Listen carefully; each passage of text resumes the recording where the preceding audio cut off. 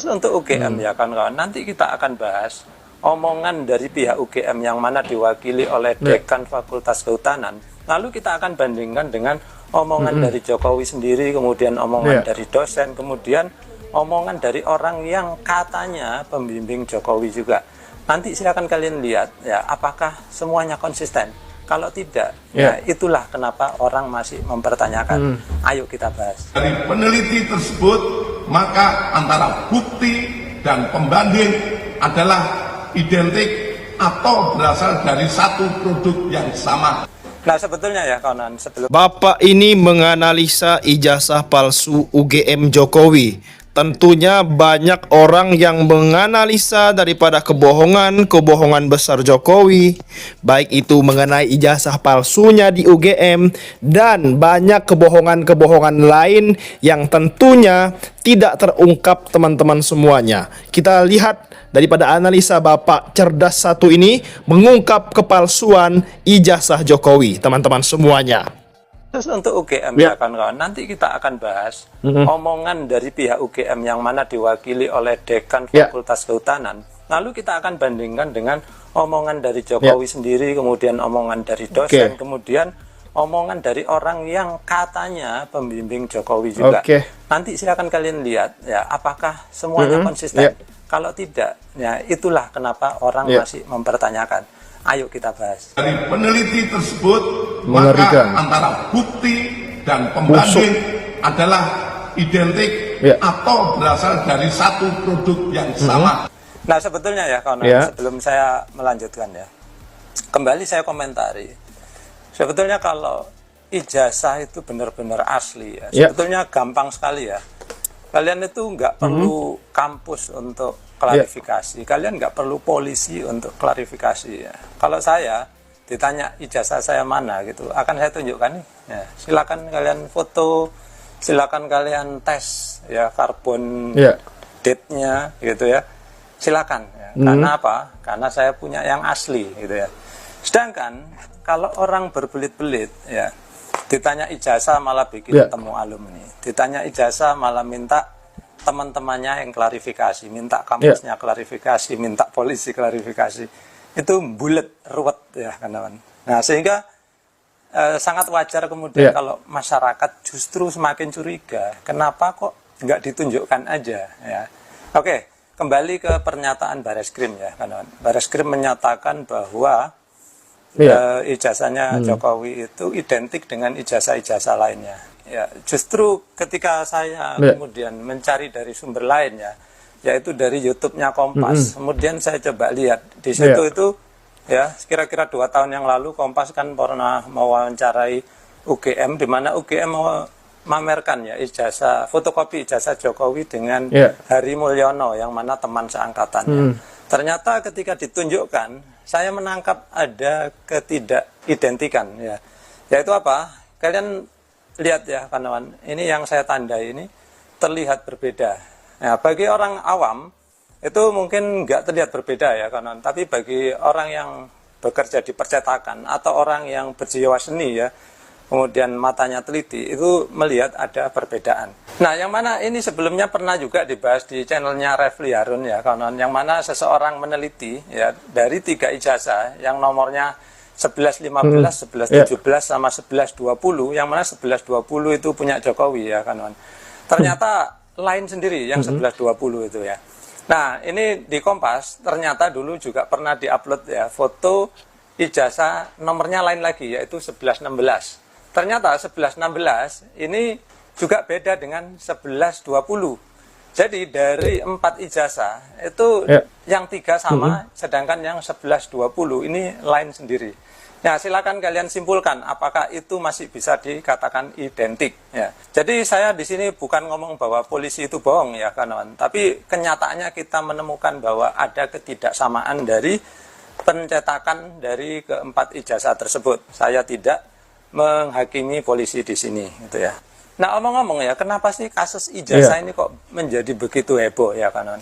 Karena apa? Sebetulnya awalnya dulu saya pun ya kurang ngereken ya, kurang peduli, karena mungkin saja ini hanya diembuskan oleh orang-orang yang oposisinya Jokowi gitu ya. Namun makin kesini kok makin terlihat aneh gitu ya. Karena apa? Orang-orang yang membela Jokowi ya rupanya ngomongnya itu tidak konsisten kawan-kawan. Jadi termasuk Jokowi sendiri sama orang-orang yang membelanya.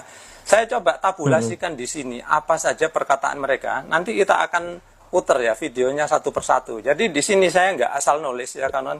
Saya menyarikan dari berita yang ada dari omongan orang-orang yang membela Jokowi. Ya, ternyata ya saling bertolak belakang, kemudian ya saling berbeda lah satu sama yang lain. Ini nanti kita akan bahas satu persatu ya.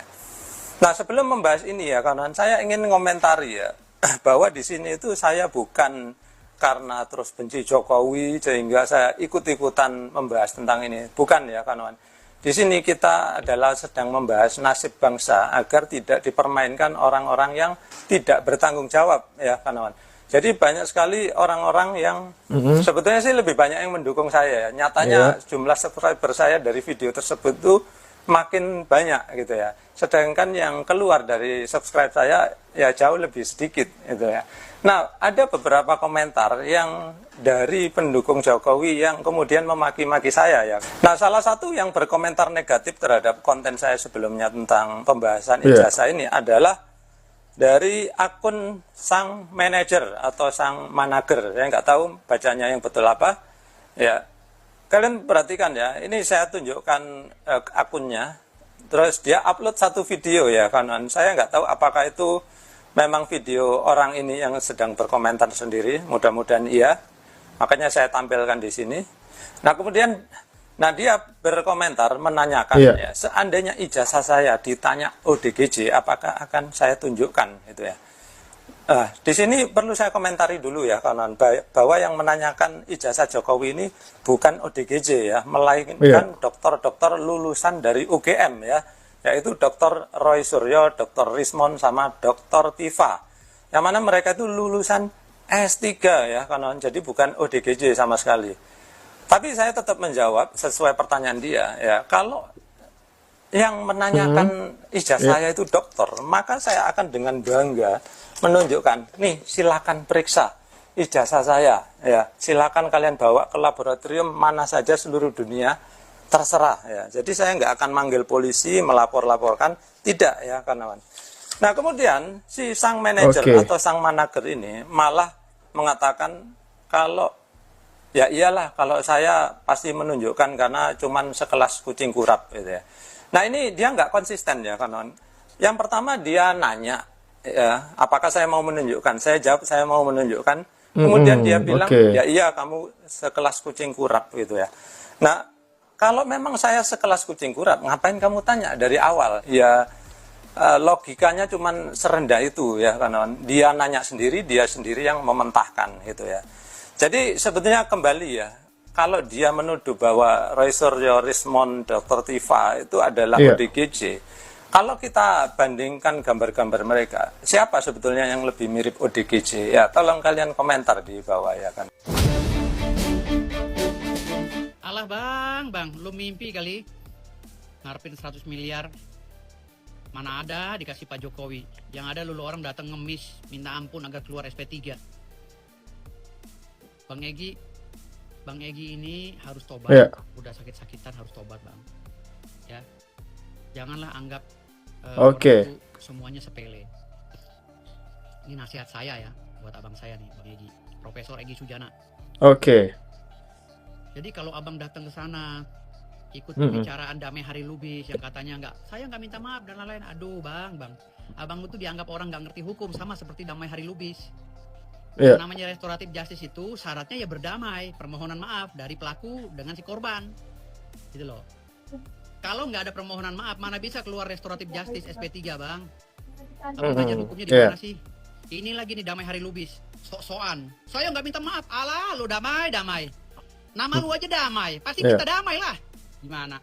Damai Hari Lubis, jangan sok jago damai Hari Lubis. Anggap aja udah lu bendera putihnya udah berkibar. Nggak usah sok kuat depan Jokowi, depan masyarakat. Lu datang ke sana ngemis, minta ampun, bukan minta maaf lagi sama Jokowi, karena lu tidak tersangka. Lu berdalih lu sebagai pengacara dan lain-lain. Damai, gua ajarin sama lu ya. Seorang pengacara kalau tidak beretikat baik tetap aja kena pidana. Gua ajarin sama lu kalau lu nggak ngerti. Ya, lama-lama gua enak juga ngeliat kalimat-kalimat lu orang nih. Sok-sok mempelintir sosok memprovokasi, mempropaganda pertemuan dengan Pak Jokowi. Nggak usah sok jago lah, udahlah titik koma, lu tuh udah minta maaf sama Jokowi. Ya, Egy Sujana, Bang Egy Sujana dan Damai Hari Lubis. Nggak usah sok jago, udah tua. Ya, nggak usah sok jago. Pakai bicara Pak Jokowi nawarin 100 miliar. 10.000 juga kagak bekalan. Hah? Apa dia takut? Enggak, lu aja berdua gue lawan kok. Damai Hari Lubis, inget ya, lu aja gue lawan, lu udah tua begitu gue lawan. Lu pikir gue takut sama lu orang? Hah? Nggak usah sok jago Damai, ya. Mudah-mudahan sampai nih video ke lu nih.